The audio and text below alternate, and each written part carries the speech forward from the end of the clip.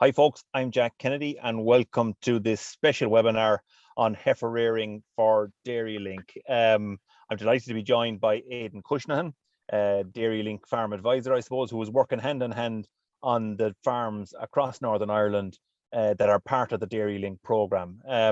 So listen, folks, I mean, I don't need to go into too much of an intro on this piece, but effectively, Aidan is working hand in hand with a number of farmers across Northern Ireland. One of the areas that he's in constant discussion on with these farmers, I suppose, is heifer rearing and how the heifers are performing on farms.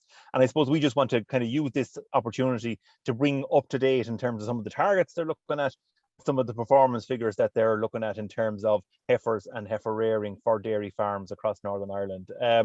Aidan, you have a couple of slides that you want to kind of take us through in terms of, you know, maybe bring us up to speed in terms of where the farmers are at and some of the kind of targets that they look at. Yes, thanks, Jack, and hello there, everybody. Yes, I think we just want to spend a few minutes just, Jack, talking about Malaysian heifer replacements of grass. These animals often regarded as a forgotten enterprise in many units, but they do represent a significant investment.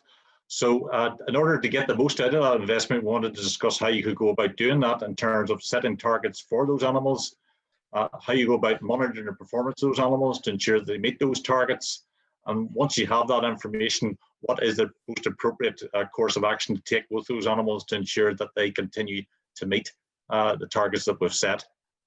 And Aidan, it's fair to say what kind of I suppose one of your comments that struck home with me was this piece around kind of, you said you're all your career trying to get guys to weigh heifers so that they can actually kind of make decisions based on performance, but it is a constant struggle to try and kind of, you know, get farmers to actually put numbers on it, put weights on heifers, we'll say, so that they actually can manage those heifers. Like, absolutely, Jack. Look, farmers are all busy people, and it's very difficult during the day to be able to do everything that needs to be done. And this is perhaps regarded as another task that we're just throwing at folk. However, I would highlight the fact that rearing heifers does represent a significant investment. If you look at CAFRE benchmarking, average cost of rearing a heifer is somewhere in the region of about £1,900 an animal. The top 25% of those people are doing that for around £1,500 an animal, whereas the bottom 25% are doing that at around £2,600 an animal. So if you're rearing upwards of 40 or perhaps even more heifer replacements in the year, not being able to weigh animals and ensure that they reach the targets that we keep highlighting could represent a significant cost on your business. Absolutely. I think those numbers sum it up for me. And I mean, maybe we'll come back to them at the end in terms of, let's listen, there's 40, 50, 60,000 at play here in terms of a performance piece, in terms of efficiency. And Lord knows that's where we're going in terms of the future of making systems more efficient, we'll say, whether that's environmentally or financially. I think it's crucial. So Aidan, kick us off there. You have a couple of slides. We'll flick through it and we'll have a discussion as we go through the process. Yes, Jack. Well, I suppose we'll have a quick look at some of the targets that we encourage farmers to look at in terms of rearing heifer replacements. There are a couple of simple targets that I want to encourage everybody to keep in mind. First one being age at first calving, where we want everybody to be calving down their heifers at around 2 years of age, at a pre-calving weight approaching 600 kilos. So 2 simple targets to bear in mind. To reach those targets, we're also encouraging the DairyLink project farmers to reach specific weight targets during the rearing period. One of those targets that I have in particular in mind would be the targets approaching for animals approaching the breeding stage, whereby we're looking at animals coming up to 15 months of age that we want those animals to be at a certain size or a body weight in around 350 to 400 kilos of body weight. And to do that, we've got those farms set up with weigh bridges and weigh scales here. You can see some of the heifers being weighed on Richard Marshall's farm. These are animals that were weighed just coming up to breeding, and you can see this animal in particular at a 347 kilos is quite near that target that I just outlined earlier. Aidan, can I stop you there just in terms of, I mean, one of the issues that often comes up at farm level is kind of age at first calving, and you know, you're suggesting here that 2 years is the for age at first calving is the target. I mean, I mean, a lot of farmers, whether it's in ROI or in Northern Ireland, would suggest that, listen, it needs to be maybe 2.5 or 3 years of age. Can we, your targets that you're talking about there, 350 or 400, 60% of mature weight, are those targets movable, we'll say, depending on whether you're calving at 2 years, 2.5 or 3 years of age? I think, Jack, look, basically, regardless of when animals calve down in terms of age, we're still looking at those sort of weight targets anyway. In terms of getting that, there might be a slight variation in terms of breed, and that a more Frisian type animal might have a slightly lower pre-breeding target and pre-calving target. But those are the sort of weight targets we're looking at for heifers throughout the course of their development. The age at first calving has always been a bone of contention with the industry, and that some would argue that the animals are too young to be calving down at 2 years of age. But what we're finding on farms is that if we can reach these target weights at the ages that I've outlined, that those animals will calve down successfully and actually will have a longer lifetime performance as a result of doing so in comparison to animals that calve down at a later age. Okay. Hayden, you have a slide in terms of latest performance on the DairyLink farms, and you have them listed out there in terms of the age, target weight, where they actually are. Maybe just go through that slide. Yes. Okay, Jack. Yeah. Well, what we've done is we've asked the DairyLink farmers to weigh what animals they could get their hands on recently, just to assess levels of performance. And you can see that I've summarized this in the latest table, whereby the names of the farmers are highlighted down the left-hand side.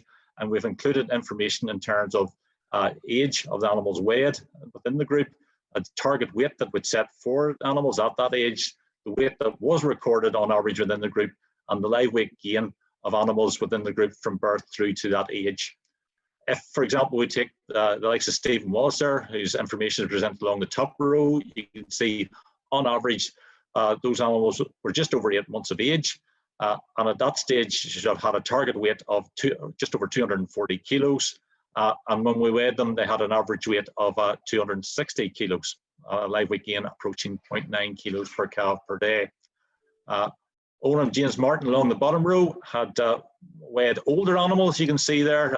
They just passed the bulling stage at 17 months of age. And at that stage, they would have had a target weight of around 430 kilos. On average, the animals had a weight of 440 kilos.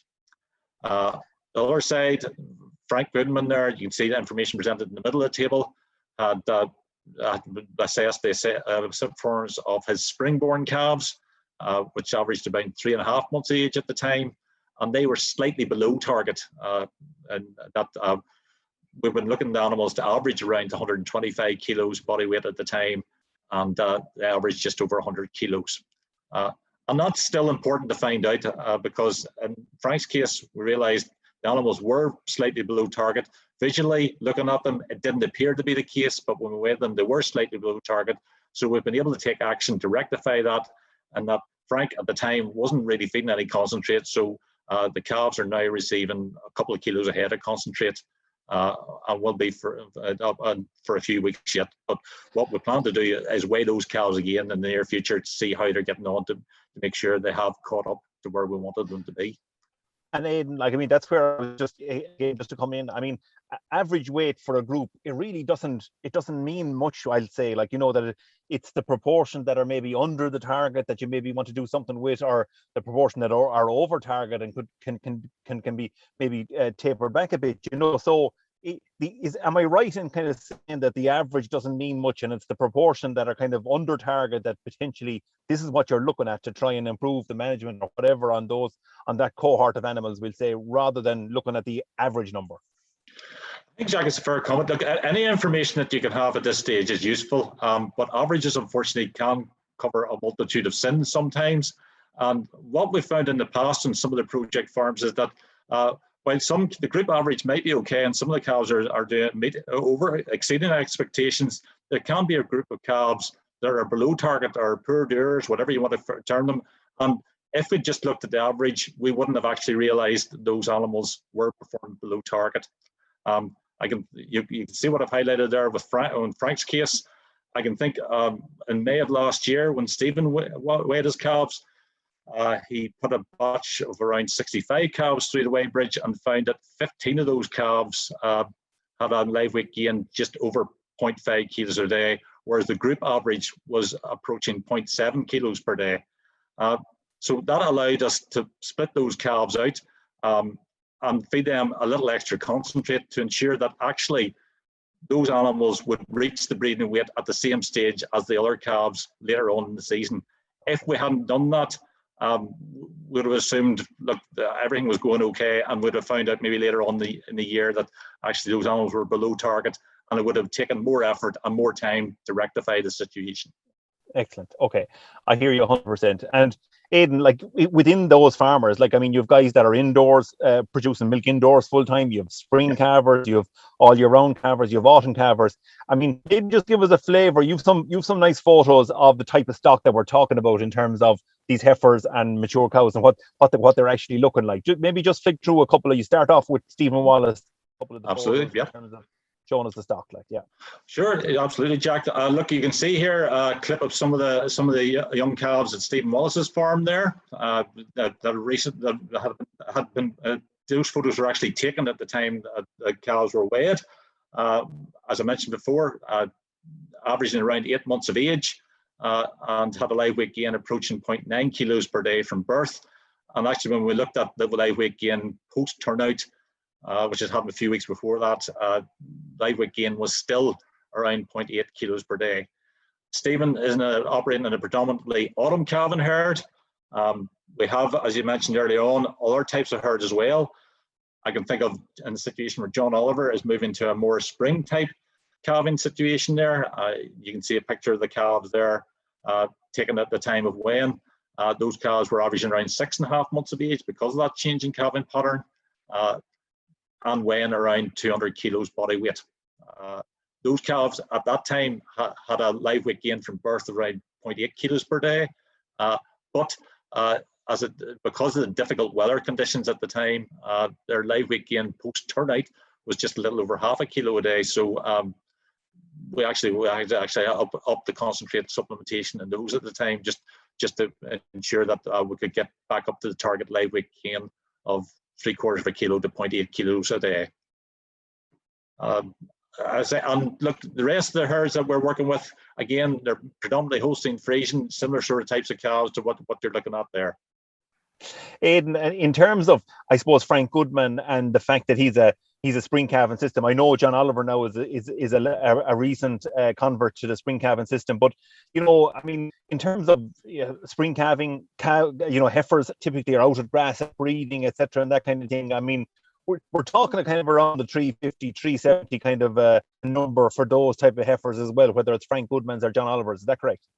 Yes, absolutely, Jack. I think that the targets that we highlighted earlier in the presentation of 350 to 400 kilos is this the optimum size is what we're looking for in terms of a Holstein Friesian breed for heifer replacements coming up the first service. The clip you can see here shows some of the heifers that Frank had coming up the first service last year. And when he weighed those, they were averaging around 370 kilos. So they were in that sort of target range that we wanted.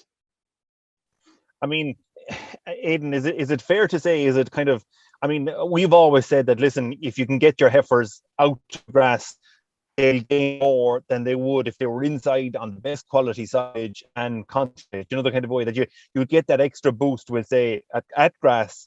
You're hitting for your kind of a kilo a day live weight, we'll say, typically for those heifers pre-breeding. Even though we're having this seminar here now kind of in late July, I mean, it's the build-up and grazing management for next spring that's crucial now, all through the summer, not just kind of, for the last 2 months pre-breeding. Like, because I mean, a kilo a day on a 200 kilo heifer doesn't mean much. You're never going to make the 350, 370. I mean, that's important, the whole grazing management piece, I suppose, and what's important for the grazing management side of things. I think, Jack, yeah, look, grazing management for heifer replacements is as equally important as it would be for the older dairy cow. We need to ensure that those animals have a supply of good quality grass and a continuous supply of good quality grass to get the live weight gains that you're highlighting. Otherwise, we won't reach those pre-breeding targets that we talked about. And that in turn adds cost into the system if we don't do that. what are some of the guidelines, Aidan, that you're kind of looking at? And talk to me of maybe a little bit about meal feeding at grass, depending on certain situations. Yeah, well, as I mentioned before, Jack, we need good leaf. The cows going into supplies of good leafy grass. We're looking at pre-grazing covers, maybe slightly below what would target for the older cow counterparts. We're looking at pre-grazing covers there in the region of around 2,500 kilograms of dry matter per hectare, which in the Republic would probably be available there about 1,000 kilos available cover. To do that, we need to ensure that those animals are moved regularly around the grazing blocks that they're allocated, which is something that the DairyLink farmers have been doing. Some of those farms have been adopting a leader-follower grazing system where young cows make up the leader group, and then the follower group is made up of older in-calve heifers that clean up the residuals and ensure that there's a good supply of leafy grass in the order of those covers that I talked about earlier on for the cows when they come back round again. So it's optimizing quality grass really at these young animals. You talked about 2,500 cover there, Aidan. Like that's total cover. So in ROI language, it's a cover of 1,000. You know, the kind of a way like. Correct. So it's real leafy, 3 or 4 inch high grass, we'll say, that's going to dry. That's going to make sure that you get those kind of growth rates. In terms of meal feeding, I mean, is there much, because it's easy to get to 350 at 15 months of age if you put in enough of concentrate. Aidan, typically, have you any idea in terms of what kind of level of meal feeding is going into some of these guys? Yes, Jack. Look, most of these farms have probably been feeding a figure between 0 and 2 kilos of concentrate per calf per day, largely dependent on levels of performance on the farm. And look, the key to this is actually knowing what your cows are actually doing on farm before you decide what the level of supplementation needs to be. Because if you go back to that situation that we talked about earlier on, where you have those poorly performing animals, it may be worthwhile feeding them that bit of extra concentrate to ensure that they do reach the target and calve down at the optimum age that we highlighted earlier on. Likewise, if there are calves performing above target at grass and are receiving some concentrate, you could equally argue that you could actually withdraw some of that concentrate feeding, provided you can ensure that you maintain a good supply of quality grass to those calves from here on in. But the key to that is ensuring that you have the weight data to support those decisions. Yeah, without the weight information, you're making decisions in the dark, and potentially, as you say, you could be wasting a lot of feed. Absolutely. Whether it's your own feed that you grow on the farm, the grass, or whether it's for purchase feed such as concentrate. Yeah, it's absolutely crucial. I mean, the other side, Aidan, of leaving feed aside, leaving the age of these calves aside, the kind of one, the last one I want to strike a word on is suppose animal health management and that whole piece around animal health, because if you get that wrong, the whole feed piece, the age piece, the targets that we can talk about, like, again, it really comes to nothing. Like you need to have the animal health piece right for that first 15 months. Yes, absolutely, Jack. Look, animal health management has been a key component of the management programs adopted within the DairyLink project. Each of the farms involved have completed an animal health plan with their local vet, which we discussed in a previous webinar, and that includes animal health management aspects of the heifer replacements at grass. And some of the things that we've been encouraging the farmers to think about are looking at a more responsible attitude towards use of anthelmintics, in terms of asking them, is using anthelmintic treatment the only option for those animals? Can, for example, we use pasture management to help minimize the risk associated with worms? And by that, I mean, are they able to look at grazing calves on pastures that wouldn't have been previously grazed on a regular basis by young calves, because those pastures tend to have a higher worm burden risk? Can we get those calves onto pastures with a lower worm burden risk, say pastures that have been maybe grazed by older animals, or for that, even better for that matter, silage regrowth pastures that haven't had any animals grazing on them for some time? We're also getting the project farmers this year to collect feces samples from pastures being grazed by heifers and submitting those to local vets for fecal egg count analysis, because the results of those can help us give an indication of what the worm burdens are in those pastures and if they have been using anthelmintic treatments, how effective those treatments have been. So, I mean, as you say, Aidan, it's good to hear that, and it's good to hear that those kind of things are going on, because again, like that, you just don't want to be throwing worming into cattle, we'll say, that it's not needed. I mean, you're really stress testing it. Is this needed? Is this worm prevention needed? And when it's needed, and then having the weight management. That's the other piece in terms of weighing. Like you're weighing to a dose rate. Like, so typically you need to know what weight the animal is in terms of dosing, etc. And that. So that's another huge advantage of that weighing piece that you've stressed since the start of this show. Like.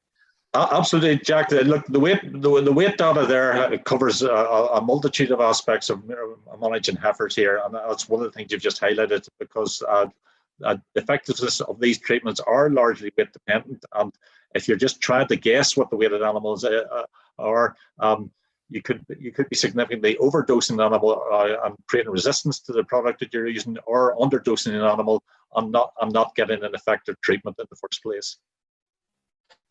Aidan, kind of, I suppose, to summarize and to kind of bring this to kind of the couple of points that you've made, maybe just give us a couple of summary points in terms of you know, where you see the crucial key points in terms of heifer rearing and getting that whole piece around heifer rearing right.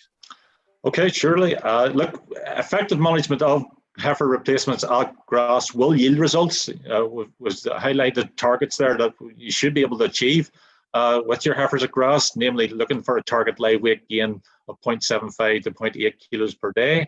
To do that, you need to have a grazing plan set in place that you can ensure those calves have access to good quality grass and a regular supply of that. Look at producing an animal health plan if you haven't done so already with your local veterinarian, and make sure that you include health management aspects of heifer replacements within that plan. And last but by no means least, record weights. Invest in the necessary equipment infrastructure to weigh animals on your farm and ensure that they're meeting the targets that you set out at the start.